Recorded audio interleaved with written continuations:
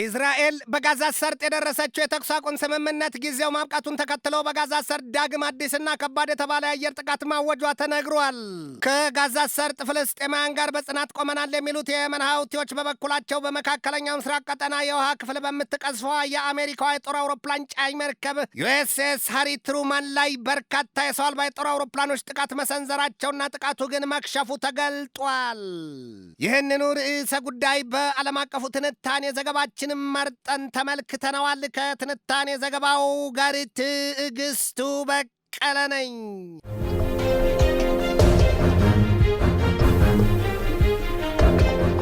ሐማስ ጋር የተደረሰው የተኩስ አቁም ስምምነት አልተከበረም፣ አልተፈጸመም፣ ታጋቾቹም አልተለቀቁም ስትል በመላው የጋዛ ሰርጥ ምድር ከባድ የተባለ የአየር ጥቃት ማወጇ ተሰምቷል።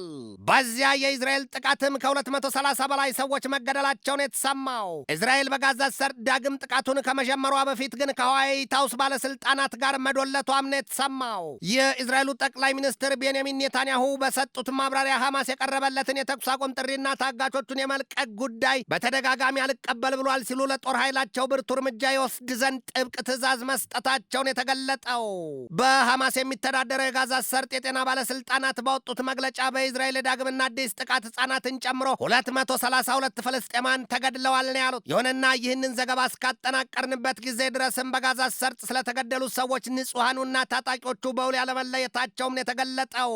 ጉዳዩ ግን ከኑግ የተገኘሽ መጫብረሽቶ ቀጭና ላይም ለኃጣን የመጣ ለጻድቃን ይተርፋልን መሆኑ ነው። ሐማስ በበኩሉ በሰጠው ማብራሪያ እስራኤል የመጀመሪያው ዙር የተኩስ አቁም ስምምነት ተፈጻሚ ሆኖ ወደ ሁለተኛው ዙር ስምምነት እንዳይገባ የፈለገችበትን ዋናውን ምክንያት አስረድቷል። ያውም በሐማስና እስራኤል መካከል ከተደረሰው የተኩስ አቁም ስምምነት መሰረት ሁለተኛው ዙር የተኩስ አቁም ስምምነት ተግባራዊ ቢሆን ኖሮ እስራኤል የጦር ኃይሏን ሙሉ በሙሉ ከጋዛ ሰርጥ ታስወጣለች፣ ከዚያም ሐማስ ያገታቸውን በሙሉ ይለቃል ማለት ነው። ነገር ግን ይላል ሐማስ፣ እስራኤልና አሜሪካ የጋዛ ሰርጥን ቢሉ የዌስት ባንክን ምድር በሙሉ ጠቅልሎ ለመያዝ ካላቸው የጸና አቋምና መቋመጥ አንጻር እስራኤል የጋዛ ሰርጥን ሙሉ በሙሉ ለቃ እንድትወጣ አይፈለግም ነው ያለው። እስራኤል በሁለተኛው ዙር የተኩስ አቁም ስምምነት ውል ተገዝታ ቢሆን ኖሮ ግን የሁለተኛው ዙር የሚጀምረው በየካቲት 3 የአውሮፓኑ እንደነበር አይዘነጋም። ቢሆንም ግን የተኩስ አቁም ስምምነቱ ለሁለት ሳምንታት ተኩስ ሳይሰማበት ቀጥሏልም ነው የተባለው። በመካከለኛው ምስራቅ ቀጠና የአሜሪካው ልዩ መልእክተኛ ስቲቭ ዊትኮፍ በሰጡት ማብራሪያ ደግሞ ሀገራቸው ለሁለቱም ወገኖች የሚበጅ ያለችውንና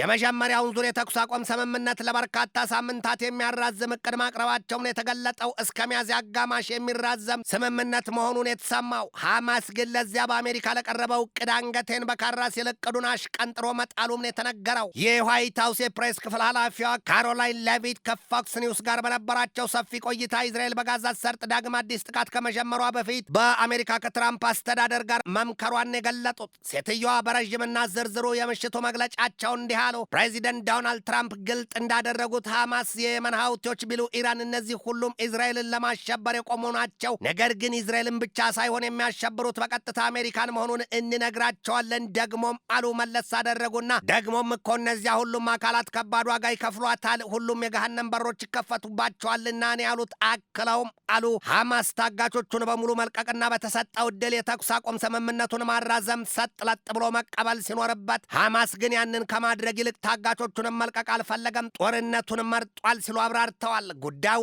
አውቆ የተኛ ቢቀሰቅሱት አይሰማምን ሆኗል ሲሉ ተደምጠዋል። ሐማስ በበኩሉ ዛሬ ማለዳ ላይ ባወጣው መግለጫ እንዳለው የኔታንያሁ መንግስት የተኩስ አቁሙን ጥሶ ወደ ዳግም የጋዛ ሰርጥ ጦርነት መመለሱ ለታጋቾቹ በሙሉ ያልታወቀ አደጋን ከመጋረጥ ያለፈ ትርፍ አያመጣም ነው ያለው። ሐማስ በመግለጫው የማሳረጊያ መልእክቱን በሐማስና በእስራኤል መካከል ሲያደራድሩ የነበሩት ሶስቱ አካላት ግብፅ፣ ኳታርና አሜሪካ ተረባርበው እስራኤልን ተጠያቂ ያደርጓት ዘንድ ነው ጥሪውን ያቀረበው። ሚስት ወለደች ወይ ቢለው ማንን ወንድ አድርጋለው ይሏል። ነገርን ባሽሙር የሚለምጡት አካላት እስራኤል በማን ትከሰሳለች፣ በማን ትወቀሳለች፣ አሜሪካስ ብትሆን መላው አካሏ የማን ነው ሲሉም ነገሩን መነዛዝረው የሚያሳዩት ብዙዎች ናቸውና ሐማስ በመግለጫው መለስ አድርጎም የጸጥታው ምክር ቤት በእስራኤል ላይ ተፈጻሚና አስገዳጅ መግለጫ ያወጣ ዘንድም ነው የጠየቀው። ትናንት ለዛሬ አጥቢያ ሙሉ ሌሊቱን የጦር ኃይላቸው በጋዛ ሰርጥ ስለያዘው የዳግም ከባድ ጥቃት አስመልክቶ ከኔታንያሁ ጽሕፈት ቤት የወጣው መግለጫ እንደሚያሳየው እስራኤል ጥቃቷን አጠናክራ ወደፊት ትቀጥላለች። ሐማስ የወታደራዊ ኃይሉ ኃይሉን እያጠናከረ መሆኑን ተገንዝበናል። እናም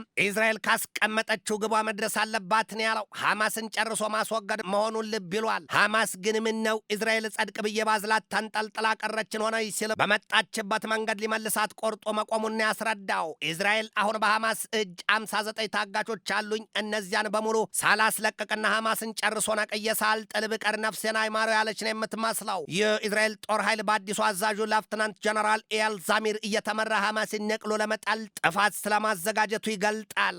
ዛሚር ልበ ሙሉ ናቸው ይሏቸዋል። ቀድሞ ነገር ሞት የሚባል ነገር ያለ አይመስላቸውም ይሏቸዋል። በቅርበት የሚያውቋቸው አካላት እስራኤል አራስ ነብር ሆና በጋዛ ሰርጥ ረሃብና ውሃ ጥም ወዲህም ጾም ያደከማቸውን ንጹሐን ያለ ርኅራሄ ከአየር የእሳት ዶፍ ታወርድባቸዋለች ሲሉ ቁጣቸው የገነፈለው በርካቶች ናቸው። ጦርነት ማለት ትርፉ ይሄ ነው። ሁሌም ዳፋው ለንጹሐን የሚተርፍበት ከህይወት ባሻገር ሀብትና ንብረት ወዲያም ሀገርን የሚያጠፋ ከሰደድ እሳት በላይ የከፋ ነው ጦርነት። የእስራኤል ጦር ኃይል በሰጠው የዛሬ ማለዳ ማብራሪያው ደግሞ የተኩስ አቁም ስምምነቱ ማብቃቱን ተከትሎ የጥቃቱ ኢላማ ያደረጋቸው የጋዛን ከተማ ዴር አልባላህን፣ ካን ዩኒስና የራፋን ማቋረጫ መሆኑን የገለጠው የእስራኤል ጦር ኃይል አክሎም የሐማስን አዛዦች እያሳደደ ለመመንጠር ዘመቻውንም ከአየር ብቻም ሳይሆን በምድርም ለማድረግ መወሰኑን አስታውቋል። ይሄ ደግሞ የበላቸው ያገሳታል በላይ በላዩ ያጎርሳታልን መሆኑ ነው። የፍልስጤም ኢስላሚክ ጂሃድ ባወጣው መግለጫው ደግሞ እንዲህ ነው ያለው። እስራኤል ሆን ብላ የተኩስ አቁም ስምምነቱን የጣሰችው የፍልስጤምን ምድር ለመያዝ ነው። ከዚያም ውጭ ኔታንያሁና ደም የተጠማ የናዚ መንግስቱ ለእስራኤል የሚያተርፉላት አንዳች መልካም ፍሬ የለም፣ የእጃቸውን ያገኛሉ ነው ያለው። ይህ ኔታንያሁ አረመኔያዊ ሰራዊት ለ15 ወራት ቢዋጋም ያወራውንና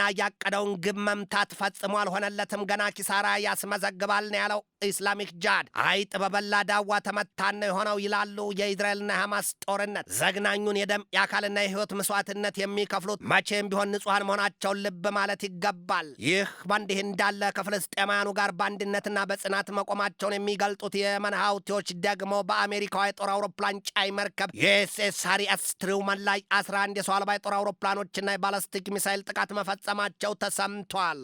ይሁንና ግን የአሜሪካ የሚሳይል መከላከያዎች ከሀውቲ የተለቀቁትን የሰው አልባ የጦር አውሮፕላኖች ገና ከተሰጣቸው ኢላማ ላይ ደርሰው ጥቃት ከመሰንዘራቸው በፊት በሰማዩ ላይ ሳሉ ዶግ አመድ ማድረጋቸውና የሀውቲዎች ሚሳይሎችም ቢሆኑ ከተሰጣቸው ኢላማ ሳይደርሱ በሩቁ ተቀንድበው መክነዋል ሲሉ በአሜሪካ የመከላከያ ኃይል ከፍተኛው የጦር አዛዥ አስታውቀዋል። የአሜሪካ ወታደራዊ ሹማምንት ይህንን ይበሉ እንጂ ታዲያ ሀውቲዎች ግን ዛሬ ባወጡት መግለጫቸው በአሜሪካዋ የጦር አውሮፕላን ጫይ መርከብ ዩኤስኤስ ሃሪ ኤስ ትሩመን ላይ ሶስተኛውን ጥቃታቸውን መፈጸማቸውን አስታውቀዋል። የኢራን የደህንነት መረጃ ሰብሳቢዋ መርከብ ደግሞ በአሜሪካ ብርቱ ጥቃት መስመጧ ተነግሯል።